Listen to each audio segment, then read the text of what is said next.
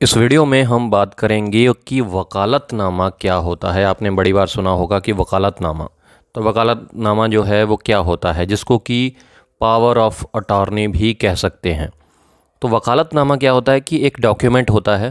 देखिए, एक डॉक्यूमेंट होता है जो कि परमिशन देता है एक एडवोकेट को किसी के बिहाफ पर कोर्ट के सामने अपीयर होने की, किसी अथॉरिटी के सामने अपीयर होने की, किसी क्लाइंट के लिए किसी के बिहाफ पर जो एडवोकेट है वकालतनामा दे के, ये वकालतनामा एक कागज़ होता है, एक डॉक्यूमेंट होता है। जब वो फाइल के अंदर लग जाता है तो उसमें ये डिफ़ाइन किया जाता है कि ये जो वकील है जिसने वकालतनामा लगाया है वो इस क्लाइंट के बिहाफ पर इस केस में अपीयर होगा, प्लीड करेगा, इस केस को फाइट करेगा उस क्लाइंट के बिहाफ पर।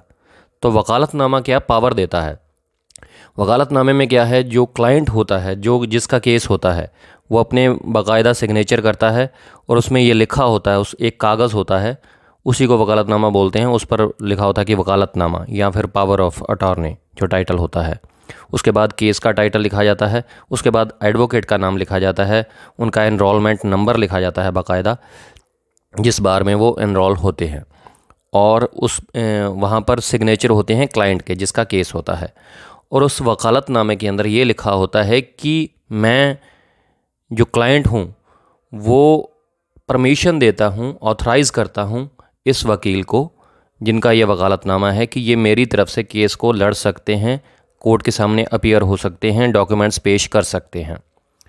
तो जो वकालतनामा होता है द एडवोकेट्स एक्ट 1961 के सेक्शन 32 के अंदर ये बताया गया है कि कोई भी एडवोकेट जो कि एनरोल है एज एन एडवोकेट, वो किसी पर्सन के लिए, किसी अथॉरिटी के लिए कोर्ट के सामने पेश हो सकता है, उनके बिहाफ पर केस लड़ सकता है जब वो वकालतनामा फ़ाइल के अंदर लगा देता है। तो वकालतनामा क्या होता है कि एक कागज़ होता है, एक डॉक्यूमेंट होता है जिसके अंदर क्लाइंट जो है वो वकील को अप्रूव करता है, ऑथराइज़ करता है, परमिशन देता है कि आप मेरे बिहाफ पर कोर्ट के सामने पेश हो सकते हैं, प्लीड कर सकते हैं, केस को जो है वो लड़ सकते हैं। ये एक तरीके से मेमोरेंडम ऑफ अपीयरेंस होता है कि अपीयर होना या फिर प्लीड करना। तो आपको ये पता चल गया कि वकालतनामा क्या होता है, पावर ऑफ अटॉर्नी क्या होती है।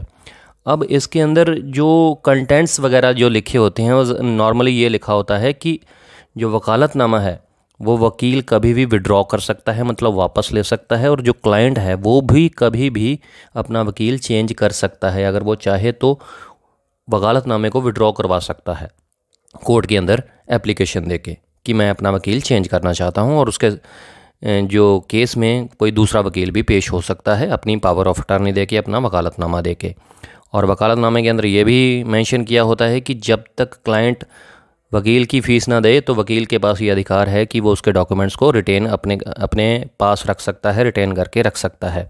और जो केस का डिसीजन होता है उससे मतलब जो वकील होता है उसको कोई मतलब आप उस पर कोई एक्शन नहीं ले सकते हैं कि अगर आपके ख़िलाफ़ जो है कोई केस का डिसीजन आ गया तो आप वकील को इसके लिए ज़िम्मेदार नहीं ठहरा सकते हैं। तो बेसिकली वकालतनामा मैं आपको बता चुका हूँ कि क्या है। एक डॉक्यूमेंट है, एक जिसको या तो वकालतनामा बोल देते हैं या पावर ऑफ अटॉर्नी बोल देते हैं, जिसके लिए एडवोकेट को एक परमिशन मिल जाती है कि वो क्लाइंट के बिहाफ पर किसी अथॉरिटी के सामने या कोर्ट के सामने पेश हो सकता है, उसके केस को फाइट कर सकता है, उसके लिए आर्गूमेंट कर सकता है, उसके लिए डॉक्यूमेंट्स को पेश कर सकता है, प्लीड कर सकता है और अपीयर हो सकता है। तो उम्मीद करता हूँ बिल्कुल सिंपल तरीके से मैंने आपको समझाने की कोशिश की है, सिंपल शब्दों में आपको समझ में आ गया होगा। अगर अभी भी कोई कन्फ्यूजन है तो आप कमेंट बॉक्स में कमेंट करके पूछ सकते हैं, और किसी और जुडिशियल पॉइंट पर अगर डिस्कस करना चाहते हैं तो वो भी पूछ सकते हैं। अगर ये वीडियो अच्छी लगी, आपको लगा कि थोड़ी बहुत जानकारी आपको मिली है, तो इस वीडियो को लाइक कीजिएगा और कमेंट करके ज़रूर बताइएगा। चैनल को सब्सक्राइब कर लीजिएगा। नेक्स्ट वीडियो में ऐसे ही बात करेंगे किसी और जुडिशियल पॉइंट के ऊपर। शुक्रिया, धन्यवाद।